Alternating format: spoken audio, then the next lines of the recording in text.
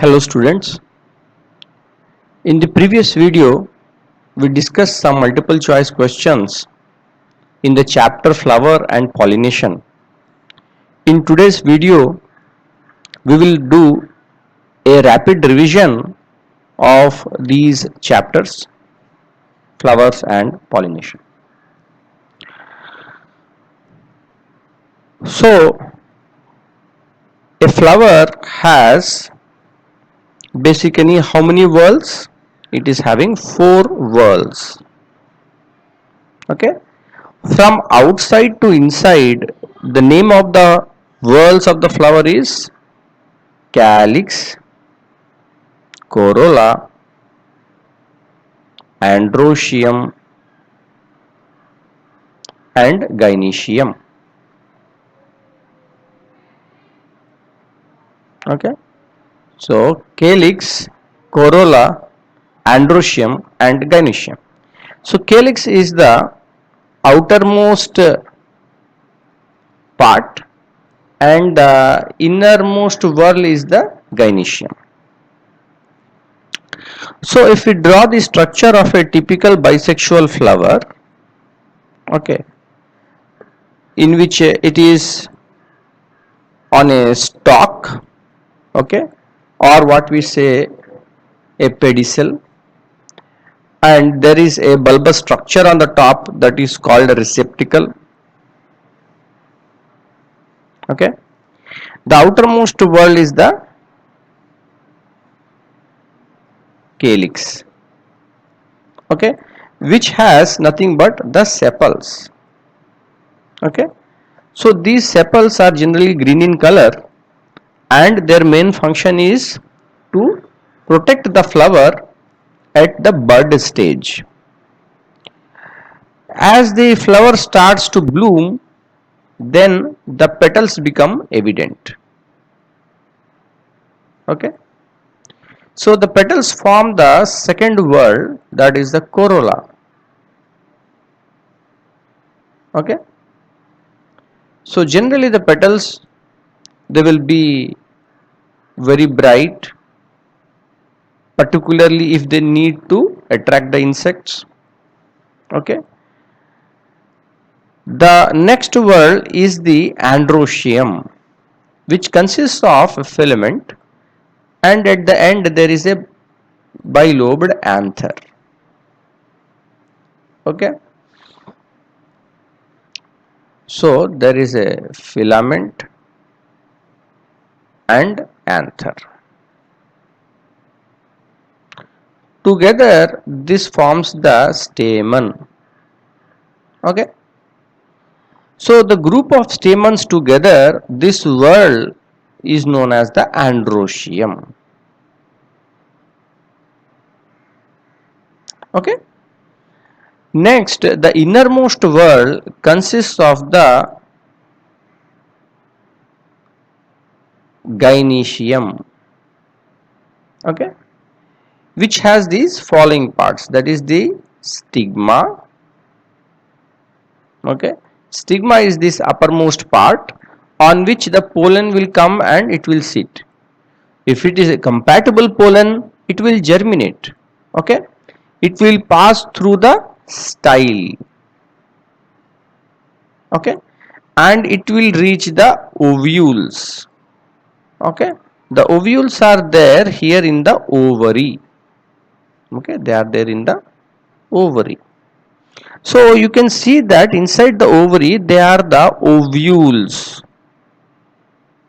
Okay, ovules are similar to egg cells. Okay, so the pollen tube, it is germinates, reaches the ovules where the gametes, okay, the male gametes will release and they will fuse with the ovules. Okay, the process is called fertilization, and then it will develop into the seeds. Okay, so ovules will develop into the seeds and ovary will develop into the fruit. Okay, so the female reproductive part, okay, the female reproductive part is known as the pistil. Okay, The male reproductive part is known as the stamen.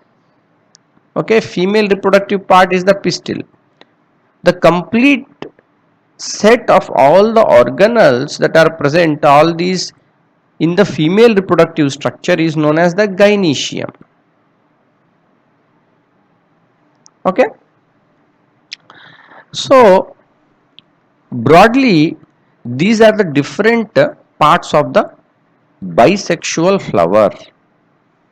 Okay, bisexual means it is having both the male and female reproductive organs. They are also known as the hermaphrodite.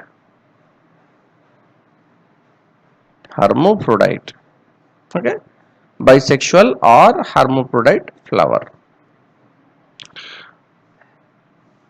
We can call it also as a complete flower.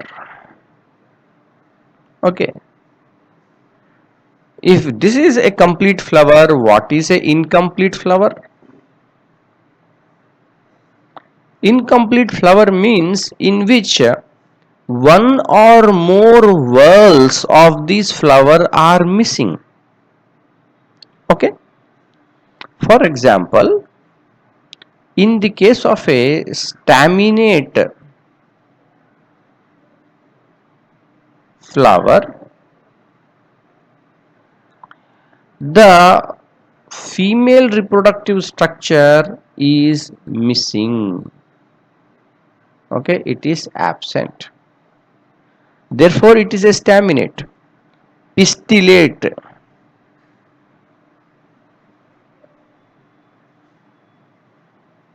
In the case of a pistillate flower, the male reproductive structure is missing. Okay, so therefore both of these are incomplete flowers. Okay, complete flower, incomplete flower. Next, sometimes there may be a modified form of the leaf which is called a bract. So this bract, they appear like the petals. Okay, for example, in bougainvillea, what happens? What we are seeing, the petals are basically nothing but bracts. These are modified leaves, and the flower itself is very small. Okay, the flower is very small and it is there in the very large bracts. Okay, next,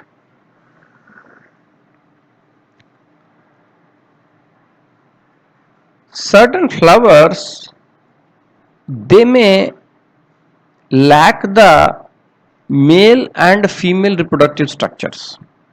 Okay, then we say it is a neuter flower.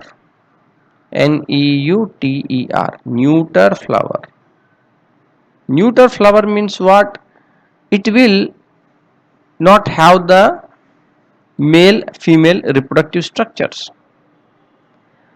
Even if it is present, it won't be fertile. For example, the ray florets of sunflower, okay, they are neuter flowers. So neuter flower is also incomplete flower because it is missing some whorls, correct? Next,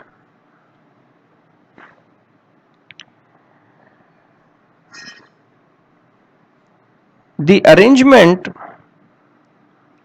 of the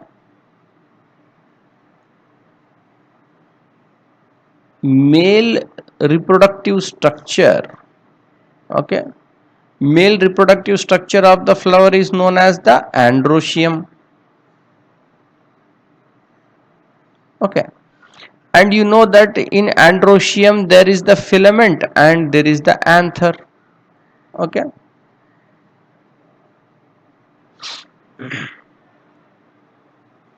okay, and when we take a cross section of the anther, what we are able to see? What we are able to see, there are the pollen sacs are there inside. Okay, it is a bilobed structure. You see, one lobe, two lobe. So anther is a bilobed structure. Inside this there are the pollen sacs. These pollen sacs are again two in number. Okay, and inside this you have the pollen. And when these pollen grains will mature, then this anther will rupture and it will release the pollen outside. Okay, so in a flower, the stamen, okay, stamen is nothing but anther filament together is a stamen. The stamens may be arranged as a groups, okay, or they may be free, like here each one is free, but it may also happen that it will come as a single stamen, and they will be in the case like this, as you will see mostly in the case of hibiscus. Okay, hibiscus is also known as China rose. Okay, both are same, hibiscus, China rose. Okay, or in the case of cotton. So when there is, the stamens are united as one group, okay, by their filaments. For example, in hibiscus and China rose, these are known as monadelphous. Monadelphous.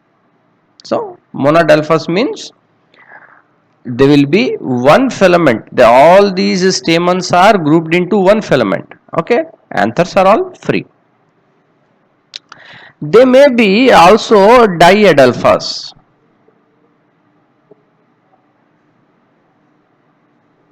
Okay, diadelphous means instead of one there will be the two, only two filaments.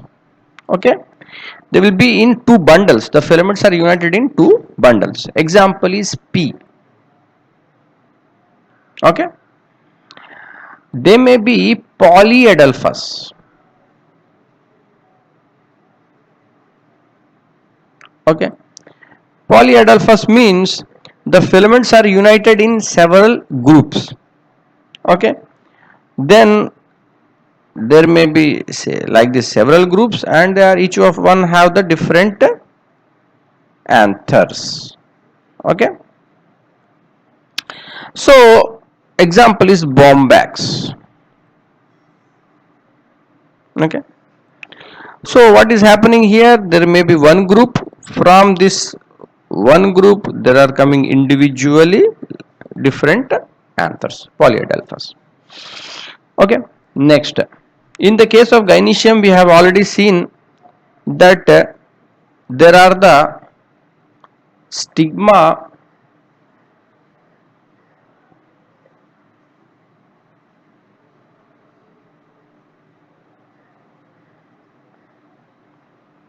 style and ovary, and within the ovary they are the ovules.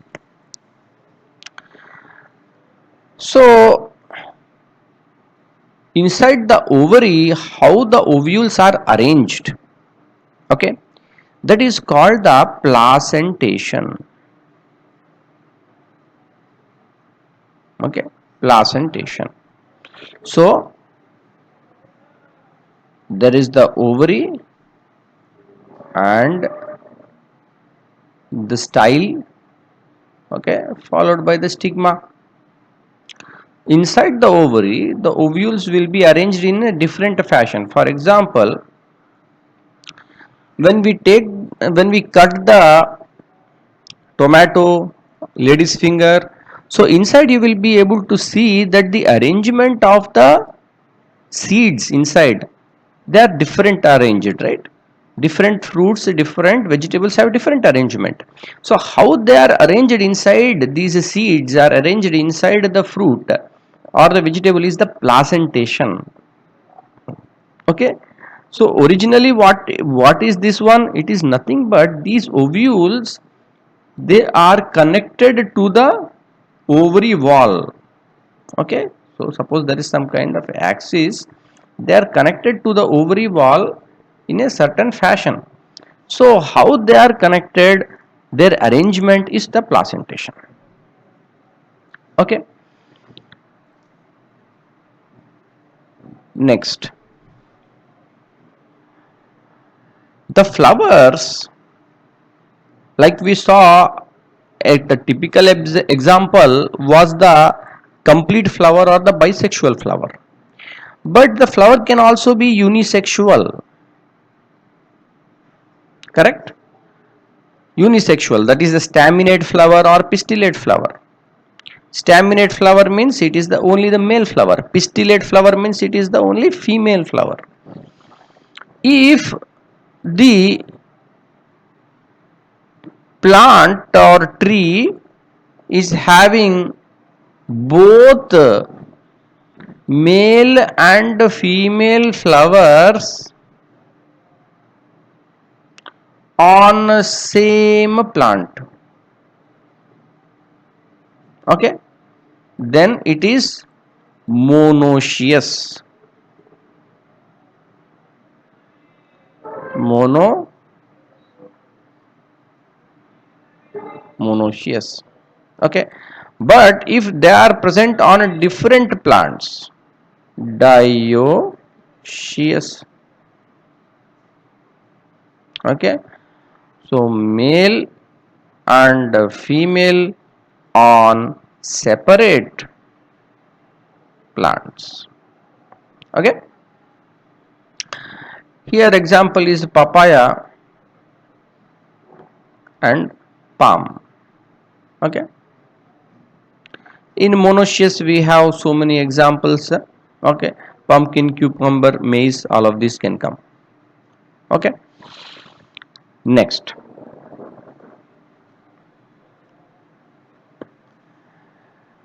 so we have seen that what is the different types of flower, what are different reproductive structures. The main function of the flower is to produce the fruit, the seeds, because the seeds that are produced will give the new generation, will give the new plants. Okay, they will germinate to give the new plants. So for the flowers to be able to do their function to produce the seed, the process of pollination is important. What is pollination? That is the transfer of pollen from anther to stigma. Okay, is pollination. So once pollination is a successful, what will happen? The pollen grain will germinate and then it will go and fertilize the ovule. The pollination itself is of two types. One is the self pollination and cross pollination. Okay, self pollination means same plant, okay, the flower that is present on the plant. Okay, for example, one plant is there, on that plant there is a flower. Okay, so the anther, whatever the pollen is there, it will come and it will fertilize the it will sit on the stigma of the same flower. Okay, so it is a self pollination. But if the pollen from one flower will go and sit on the stigma of another flower of the same plant, then it is known as geitonogamy.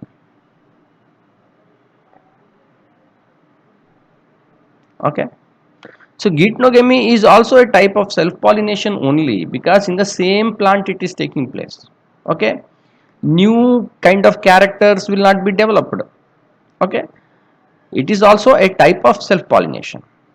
In cross pollination, what will happen? There is one plant, this is another plant. In that another plant, whatever the flower is there, the pollen will transfer from one plant to another plant. It will stick on the stigma of the another plant.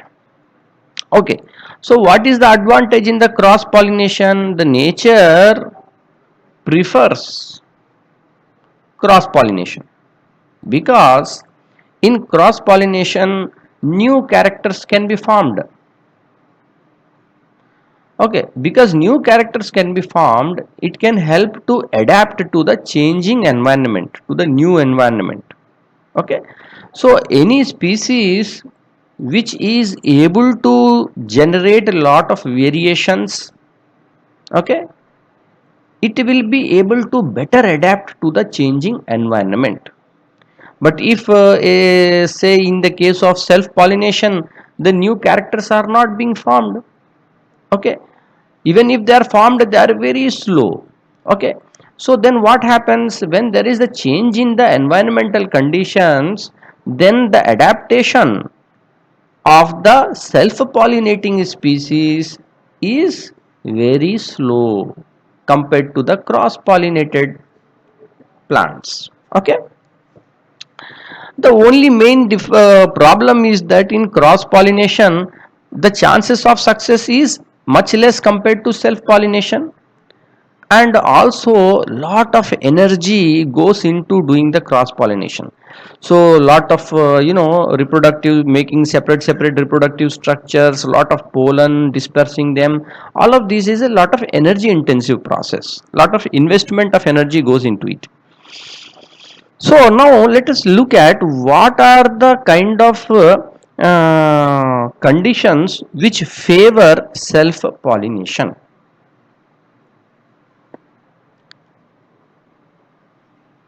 Self pollination. Self pollination is promoted by bisexuality. Self pollination is also promoted by homogamy. Okay. Bisexuality means we have already seen that a flower is bisexual, that is, it is having both male and female flowers. Okay, both reproductive structures are there in the same flower, or the two types of flowers are there on the same plant. Homogamy means both male and female will mature at the same time. Okay, this is also important. Even if the flower is having both male and female reproductive structures, but they are not maturing at the same time, then that is a difficult for self pollination. So in the case of self pollination, homogamy is very helpful. Cross pollination. In cross pollination, what are the type of things that are help the cross pollination? Unisexuality. Okay, that means staminate pistillate flowers, separate flowers. Dichogamy. Okay, dichogamy is opposite of this. Okay, dichogamy is opposite of homogamy. Dichogamy means male and female reproductive structures will mature at the different times, not in the same time. Okay, so if the male is maturing first, it is a protandry. Okay, if a female is reproductive structure is maturing before, it is protogyny. Okay, next, self sterility. Self sterility also promotes cross pollination, because within the same flower, if the pollen is sitting on the stigma, it will not fertilize. Okay, only if it is coming from the different plant it will fertilize. That is what we are telling self sterility. So that is also promoting cross pollination. Hercogamy.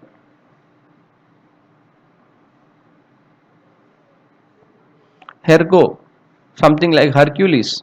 So Hercules is protecting, there is some kind of mechanical barrier. So what the mechanical barrier will do, it will prevent the pollen from these anthers to come and stick to the stigma of the same flower. Okay, it is providing a mechanical barrier between the anther to the stigma. That is hercogamy. And then heterostyly. Okay, heterostyly, style. So different styles are there, there are different heights. Okay, so if the male and female, that is the stigma and the anthers are at the different heights. Okay, that is a heterostyly. Okay, so there are different examples for all these kind of flowers. What are the ones that is exhibiting unisexuality, dichogamy? So all of these you can revise from your textbook. Next, the pollination can be carried out by different agents. Agents of pollination. Okay, agents of pollination can be by insects. If it is by insects, we call it as the entomophily. If it is by wind, anemophily. By water, hydrophily. If it is by birds, ornithophily. Okay, if it is by elephants,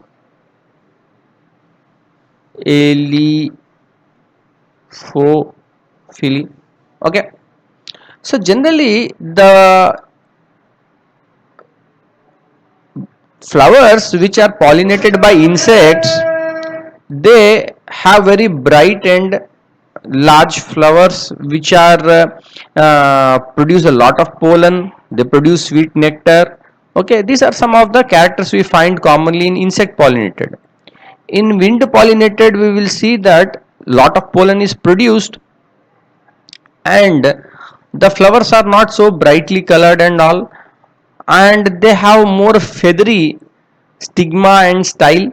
Okay, that helps in the dispersal of the pollen and to catch the pollen from the wind. Hydrophilus, in hydrophily we have these again producing a lot of pollen, and most of the time it may also happen that the male flowers, they will be floating until they can meet the female flowers. Okay, example Vallisneria.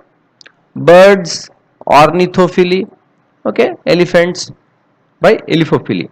So these are the normal general characteristics we find in the case of agents of the different pollinating type of species. In the case of sweet pea,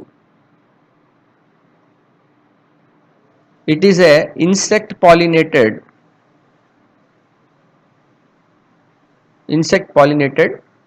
flower.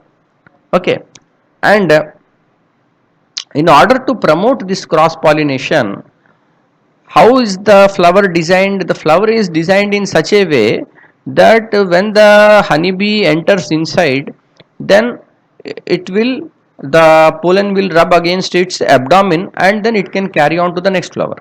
So in the textbook the description of the flower is provided, in which you have one standard petal. Okay, two wing petals and two keel petals. Okay, so 5 petals will be there, and they are, if you take in a unilaterally, then they are different sizes and shapes of these petals which are going to give rise to this kind of a structural arrangement of the flower. In the case of maize, okay, which is a wind pollinated flower, what happens? The male inflorescence,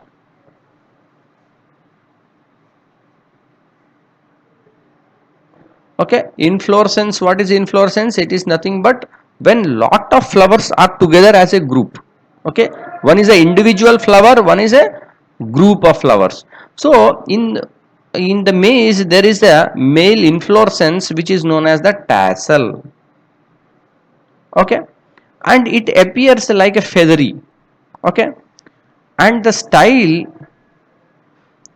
are also appear feathery and they are known as the silk, okay, whereas the female inflorescence